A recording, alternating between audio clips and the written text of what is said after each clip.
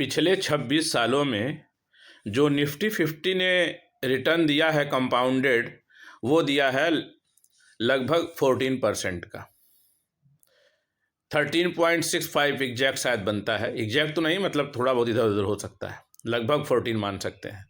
तो इस प्रकार जिन्होंने 1 लाख रुपया 26 साल पहले इन्वेस्ट किया होगा, आज की डेट में उनका पैसा कमोबेश 37 से 38 लाख के बीच में है।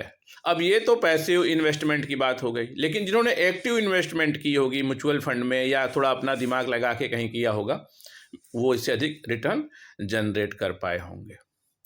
लेकिन बहुत कम लोग ऐसे हैं जो मार्केट की जो एवरेज रिटर्न है, ये वाली इंडेक्स वाली, ये भी जनरेट कर पाते हैं, क्योंकि वो पेशेंस को लूज करके इधर उधर भटकते रहते हैं, वो टिकते नहीं हैं।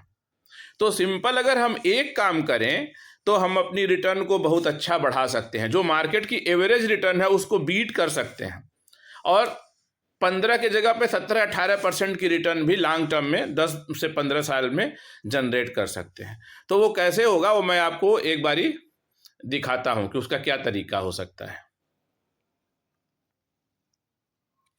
हाँ, तो देखिए, जब भी मार्केट का एक ग्राफ बनाते हैं तो ऐसे ऐसे बाजार चलता है, इस तरीके से। और जब हम खरीदारी करते हैं, हम एक साथ तो खरीदते नहीं है, बहुत लोग एक साथ भी खरीद सकते हैं। तो एक साथ अगर कोई खरीदारी कर रहा है तो कभी भी वो खरीद लेगा और लंबे समय तक वेट करेगा तो उसको कुछ ना कुछ फ़ायदा हो जाएगा। मान लीजिए वो यहाँ खरीदा तो यहाँ तक बाजार पहुँच गए, तो ये गैप जो है फ़ायदा मिल जाएगा।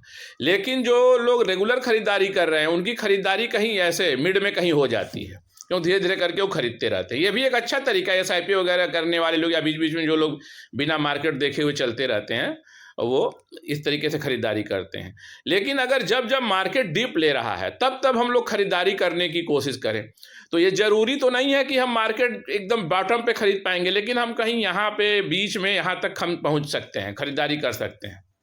तो होगा क्या कि जब हम खरीदारी ही लो लेवल पे हमारी हो जाएगी, 100 रुपये की जो एवरेज हम कर रहे थे, अगर हम 95 रुपये का 90 रुपये का एवरेज हमारा हो गया, जब जब बाजार नीचे आया तब हमने इन्वेस्ट किया, फिर बैठे रहे। या SIP अगर हमारी चल रही है तो SIP के बीच बीच में हम वन टाइम भी इन्वेस्टमेंट करते रह रहे हैं। तो इस प्रकार से जब हमारी इन्वेस्टमेंट लगातार होगी तो जाहिर सी बात है कि हमारी रिटर्न जो है एवरेज से बहुत अधिक हम ले लेंगे। यानी कि 2-3% का अगर हम फर्क डाल पाते हैं लॉन्ग टर्म में, तो जो उसका असर आएगा ना, वो कई लाख में, 10 लाख में आया, डिपेंड करता है कि हमारा इन्वेस्टमेंट क्या है, लेकिन बहुत बड़ा अंतर आ जाता है लॉन्ग टर्म में। ये समझने वाली बात है।